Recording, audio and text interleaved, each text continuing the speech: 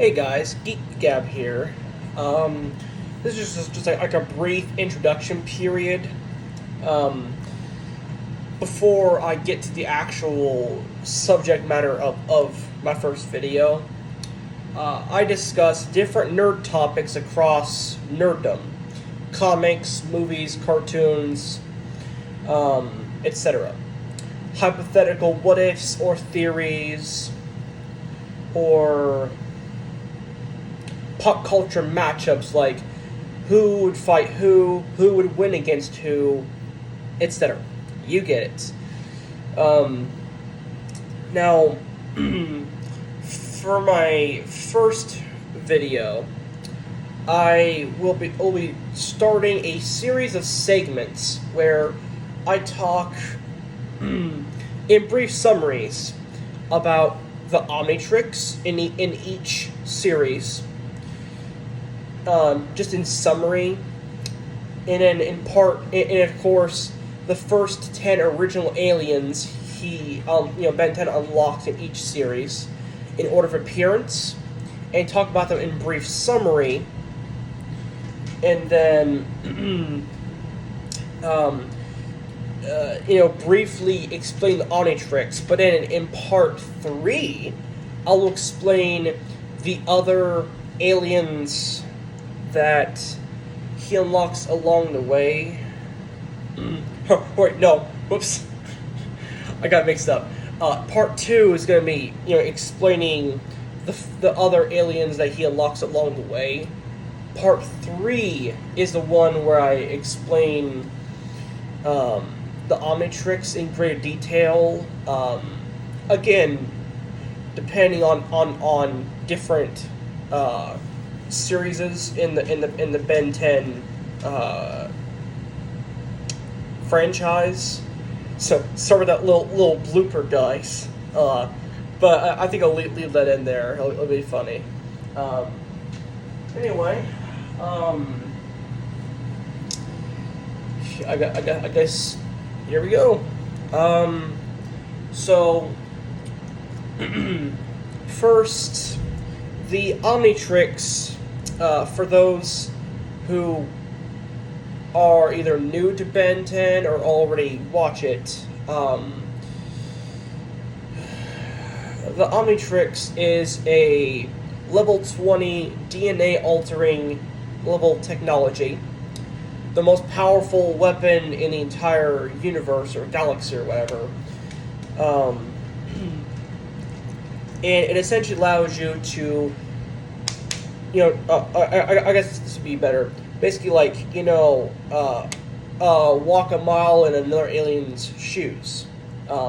Basically, it was Azimuth's apology to the universe for creating a different, mega powerful weapon. Now, it's an instrument of peace, not an actual weapon. Yes, sure, it allows you to turn into different aliens, that allows you to fight, and yes, Omnitrix does have untold potential as a weapon, but it's not technically a weapon, it's supposed to be an instrument of peace.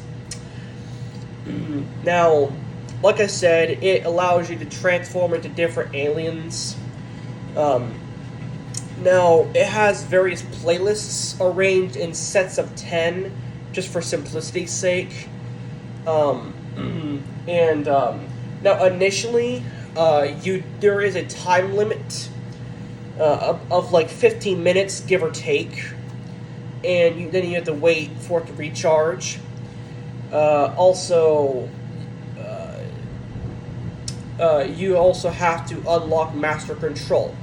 Now, Master Control, essentially, well, like it says, gives you Master Control. You can just, use voice commands like, "Hey, Omnitrix, give me Wild Mutt," and then it'll just automatically give you the alien you asked for.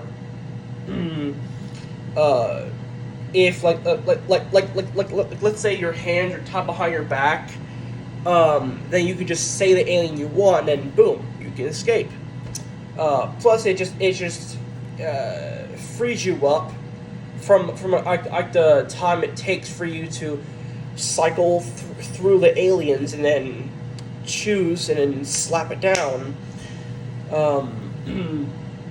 And listen, I'll do individual like better detailed videos later on, but it's just brief summary. If you don't have time to kill or whatever, if you want like the basic gist of it. Now, as for the aliens, the first alien to show up is Heat Blast. He looks like a humanoid being made of fire and just molten like rocks. Now, like the name and the appearance would suggest, the Heat Blast, has various pyrokinetic or heat-based abilities. Now, you can shoot fire, propel yourself with fire. You can also just like surf on fire. All kinds of stuff. Plus, if you find fire, you can just physically like absorb the fire, and you can do something that Heat Blast has been shown to do, which is basically launch up like a chunk of earth under you, and then basically like propel it with fire to kind of like surf through the air. And listen, I could be here for probably half an hour just describing the long list of cool stuff that Heat Blast has done, but that's basically the gist of it. Now, there are certain weaknesses to Heat Blast, like if it's cold if like for example, a Necrophrygian or if Big Chill were to shoot ice at him, that might put him out. But again, Pyro Knights like Heat Blast come from a seriously hot planet and they generate tons of intense heat. So it's going to be tricky trying to cool them down. Pun intended. And of course, the Omnitrix, it does cause any human ailments to affect your aliens. So, and they do show this in one of the episodes, spoiler alert, but let's say you have a common earth cold, it will affect Heat Blast and make it where instead of generating great heat, he generates great cold. So he can shoot ice beams and stuff like that. Now, let's say you're underwater. Obviously, yes, that will put out Heat Blast, but he can, to a limited extent, like focus like a bit of fire at the end of his finger and then just like cut around. But again, it's a very limited extent. So that shows that either his flames aren't powerful enough to operate in great abundance underwater, either that or it takes more concentration to ignite any part of yourself as Heat Blast underwater. And even if you do get extinguished, like by a fire extinguisher, you can just, reignite. It just takes you a minute. Now, like I said, I'll make individual videos in greater detail for each of the aliens. This is just like a brief summary, like I said. Now, moving on, the next alien that makes its appearance is Wildmutt. Essentially, very large alien dog-like creature known as a Vulpamancer. And it has crazy enhanced senses. Now, technically, it can't see, in the same way you and I do. Uh, he has what looks like infrared vision in other senses. He has like what looks like gills on his neck, but it's not actual gills. It's just this weird slit-like thing on his neck. I don't know how to explain it. I'm not a biologist. But he has greatly enhanced hearing and smell, and tracking capabilities. Very sharp claws that can even cut through metal. He's also very fast. But let's say you have something that is able to create a high pitched frequency that only dogs or dog like creatures can hear, that can cause great pain or hindrance to wild mutt. Now, if you're sick, it confuses the senses of wild mutt, and it causes mucus to be on those like gill-like slits on his neck, kind of like when you have like a stuffed up nose. It confuses you because you can't smell or breathe that easily for those who breathe through their nose. So you'll have to have someone ride on the top of wild mutt to kind of guide them around. Otherwise, wild mutt will just keep running into walls and cars and such, and will get confused. Let's see. Next, I believe, is Diamond Head. Now, like the name implies, he is a humanoid alien composed entirely of essentially space diamond. They do give a actual name for it later on. It's called Tatanite. It's supposed to be like a rarest substance in the universe, and it's essentially a universal form of currency in the Ben 10 universe, as you'll see later on. Now, just because you see Tatanite more and more later on in the franchise does not mean that it is any less rare or it's any more abundant. It's just that finding fresh Tatanite to mine is tricky, which I guess makes Tatanite worth a lot more because it's not only hard to find, but also tricky to harvest and process into the square coins, because the only thing hard enough to scratch, let alone harvest or damage Tatanite, is more Tatanite. So, for example, you'll need like a pickaxe or something made out of the material to harvest more, or very, very specialized equipment, specifically sonic weapons or something.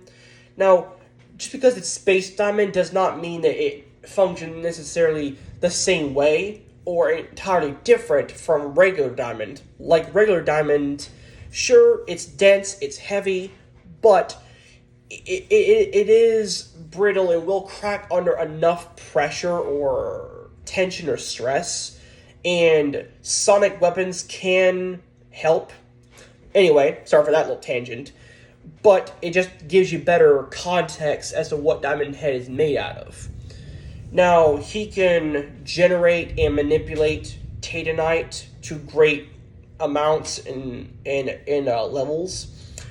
Now, keep in mind, it isn't like, he can just sense, oh, hey, there's Tatanite just so conveniently underground. Let me just rip that up. No, me personally, I choose to believe it's that, maybe because he's I think the term is Petrosapien.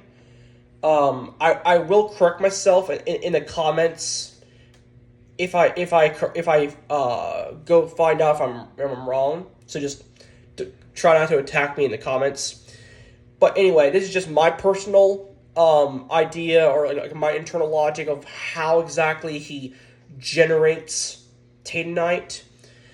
I'm thinking that he has some ability to manipulate like the minerals in the earth to just create the conditions necessary to generate Titanite. That's how he creates these constructs. And obviously he like his arm is made of Titanite, so he can just whoosh, turn it into like a knife-like construct and just like slice things. Or he can turn it into like different constructs like a mace hand, like spike ball, or like a hammer hand, whatever. Um, and of course, like the back spikes on his back can get him stuck on a wall or surface if he's not careful. Now, like I said before, sonic attacks can hurt him. Now, he can regenerate to a limited extent, but let's say like he's just completely shattered. He can't like physically like regenerate like. Um, Now later in the series, you'll see something. Spoiler. Here's your warning to skip past this point, like by a few seconds. All right. Now later in Alien Force, you'll see that if you just pile all of his shards together and then just turn it back to Ben, somehow that fixes it. Um. Now. Let's see. Oh, he can refract light, and he can just shoot off shards like a freaking minigun or machine gun.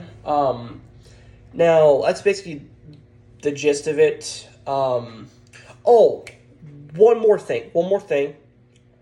I swear to Alien X. That joke will be funnier later. Um, Diamond Head,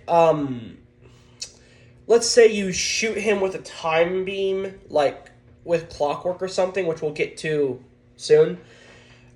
Diamonds don't age tactically. They don't age easily, I should say. So just want to put that back out there. Let's see. Yes. So next is Accelerate. Now, Accelerate is Ben's fastest alien. On land, I should say. Now, spoiler alert, but we will get introduced to Fast Track later on in the franchise, but I'd have to like look up again on the wiki to see if it's ever said or stated anywhere who's faster, Fast Track or Accelerate. So there you go. Now Accelerate, pretty easy and simple. He's a Kennisolaran. And essentially just superhuman speed. His feet kind of look like that. With like hook-like toes, and they have like these little orbs they race around on that are kind of like wheels. And that allows them to move around at just ungodly speeds. Like I don't know if they ever use any specific terms like Mach in a number or hypersonic, supersonic, whatever. But just simply put, insanely fast. And he does have a visor.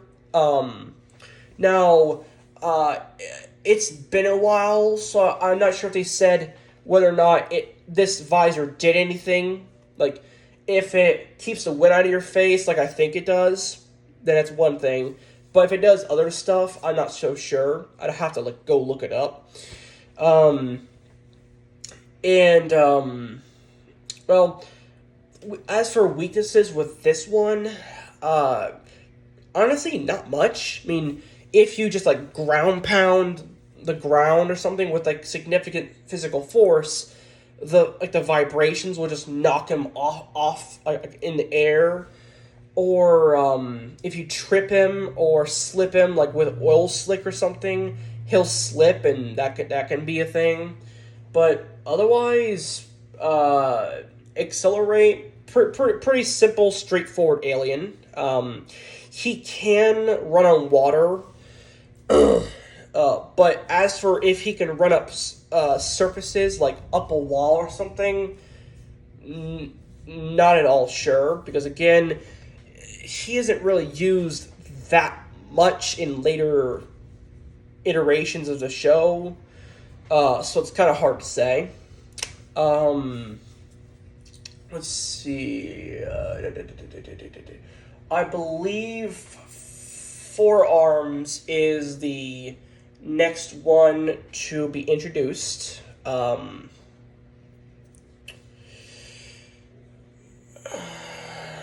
Hang on. Just gonna pause real quick. Okay. Correction. Sorry about that, guys.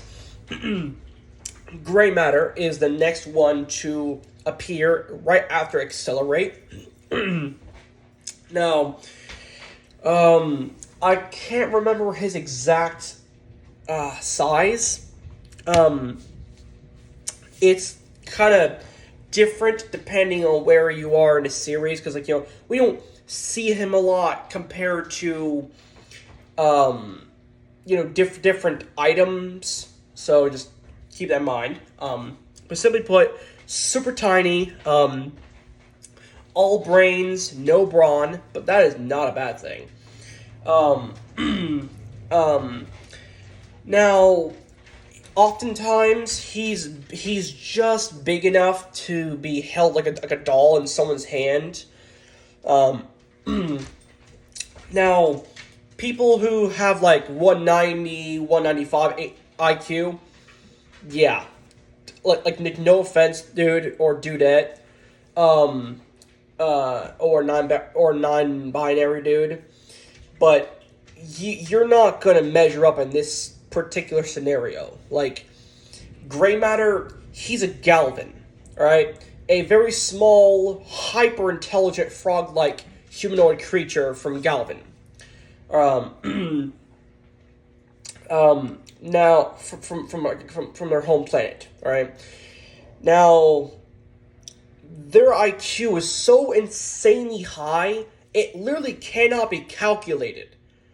And the weird thing is, like, different Galvans have varying levels of intelligence and research different fields. Sorry about that, dog. Anywho, like I said, hyper intelligence, so he can just automatically, almost intuitively study and understand different concepts and devices just upon a quick glance. And like I said, all brains, no brawn, but he can make this work to his advantage. He can just stick to and climb on different surfaces. He can breathe underwater. He can hack and dismantle and just generally mess around with different tech and systems. He does have like a prehensile frog tongue and slit like horizontal eyelids, and frog eyes, and that's basically the gist of it. Some notable things he's done. Spoiler, if you can stop now if you don't want to get spoiled, but some notable things he's done is well, he tends to favor physical, like, brute force over using smarter aliens like Gray Matter, so just keep that in mind. But from notable examples I can remember just right off the top of my head, like on the spot, he has hacked and helped repair different ships. He has hacked different robots and such. That's basically the gist of them. But like I said, I'll cover each of these aliens in more detail in individual videos. Then we get Forearms to show up. He has just immense physical strength. Forearms, immense durability too. Hyper jump like Hulk. And he was able to just go toe to toe with a freaking woolly mammoth, but just whirling it around by the trunk. But he did vomit afterwards after spinning it around really fast.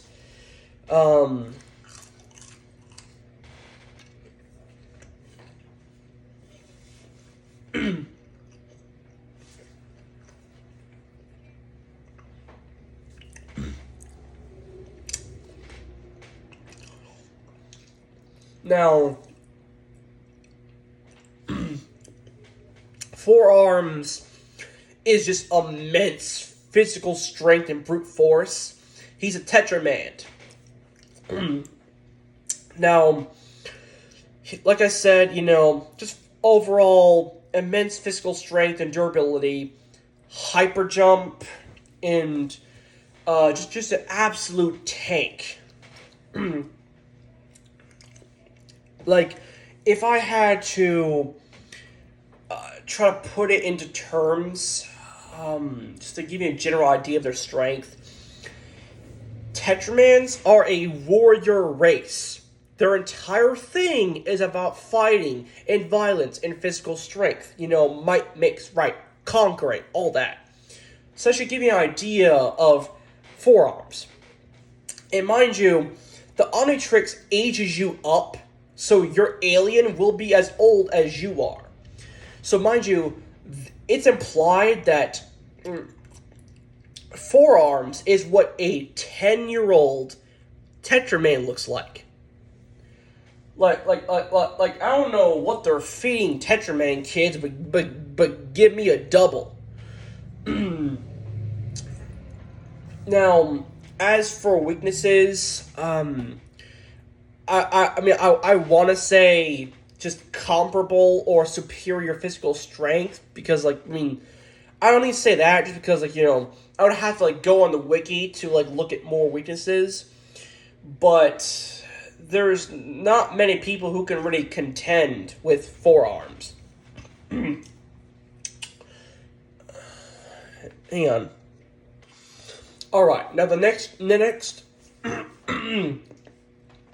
alien to show up is Stinkfly. Now, he is known as a Lepidotauran, I believe. Please don't correct me in the comments. I will correct myself in the comments if necessary.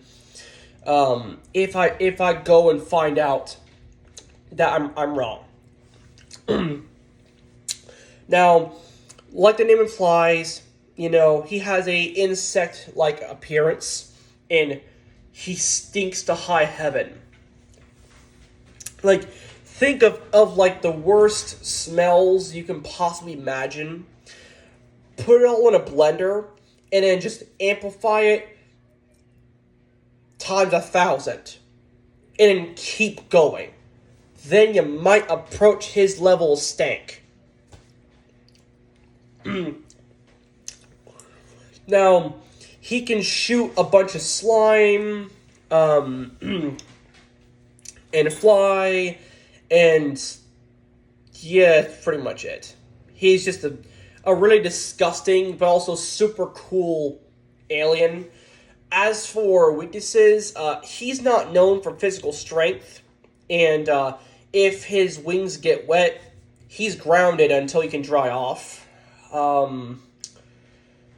And his tail, which has a sharp blade which can cut, if that part gets trapped, he's trapped.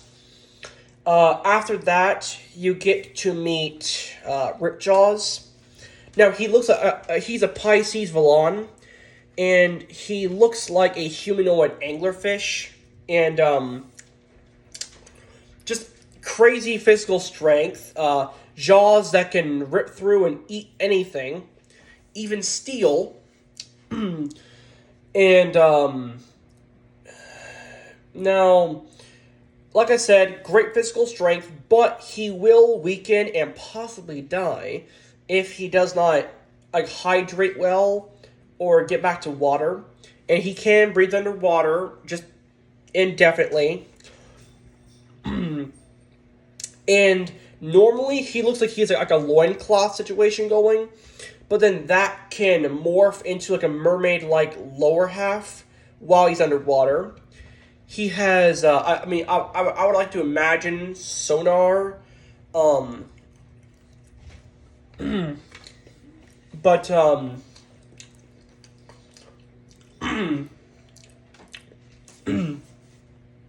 anyway, as for other weaknesses, I would say heat, because that can dry him out quickly, and that's all I can think of like at the moment. Um, Now the next one we get to meet is Upgrade. He is a galvanic mechamorph. Now he he can turn into like a blobby kind of form and just kind of slither around, and can merge with and upgrade and rebuild any machine or device whatsoever. So, just gonna give you an example. Doesn't mean it happened in the show. Just an example I thought of. Right now, just imagine, let's say, okay. Let's say, he goes to a gas station and he somehow merges with the hot dog roller. He can essentially turn into a freaking minigun cannon that just shoots hot dogs. I know, ridiculous, but as an example, he can just modify different machines and pilot them himself. So imagine, you're a thug, you just stole a car, and all of a sudden you just see a freaking Harley Davidson motorcycle just driving on its own. Just, yeah. Now, most of the time in the original series, black and white with green circuitry patterns all over him. That's what he looks like. So, yeah. Now, he can shoot energy out of his like round eye thing. And as for weaknesses, he can be overstretched, but by force, and a strong enough electromagnetic pulse, or EMP, will temporarily stun him, not hurt him or kill him, just stun him, and it won't feel that great. Let's see what else. Trying to think of like other stuff, but I believe that's it. Now, the next alien that we get to see, I believe, is... Hang on. Now, the next alien to show up is Ghost Freak, just out of the original 10 roster. Now, he looks kind of like a ghost in a typical, classical ways, not one of those disembodied, or not one of those humanoid-looking ghosts, but more like one of those, cloth, ghosts, and, he has all the typical ghost-like abilities. He's called the Ectoneurite. Now, he can phase through walls, disappear and fly. He's much more than the other guy. Sorry with that. I had to make that Danny Phantom reference. I mean, come on. Sorry with that. Now, he can also possess people, fly, disappear, turn invisible, etc. He can also open up the wrappings on his body, and he just pull a Beetlejuice, and just show off tentacles and tendrils from inside of him. and he can just absolutely scare the pants off people. Even people like Zombozo, who quite literally feed on fear. Well, in later interpretations, anyway. Anywho, as for weaknesses, there are certain substances or surfaces where he can't phase through, and there are certain substances that can temporarily neutralize his ability to phase or turn invisible. And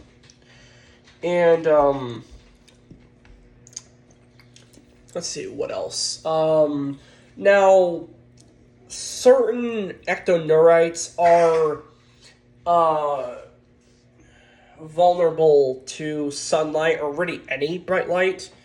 Although I don't know why Ghost Freak has never shown his weakness when he was in Ben's Omnitrix. And please don't like if you want to correct me in the comments, just please be nice about it. Like don't be a dick. All right. Like I'll appreciate the help if you correct me in the comments. Just be nice about how you do it. You know, trust me, dude. There's way too many dicks online. You know, there's not enough nice people in the world. All right. Now, that's just a brief summary of the Omnitrix, what it does, and the original 10 roster in the original Ben 10 series. Thank you for watching. Please like and subscribe. Continue watching. And I hope you guys enjoy the channel. Be sure to wait and watch out for part 2.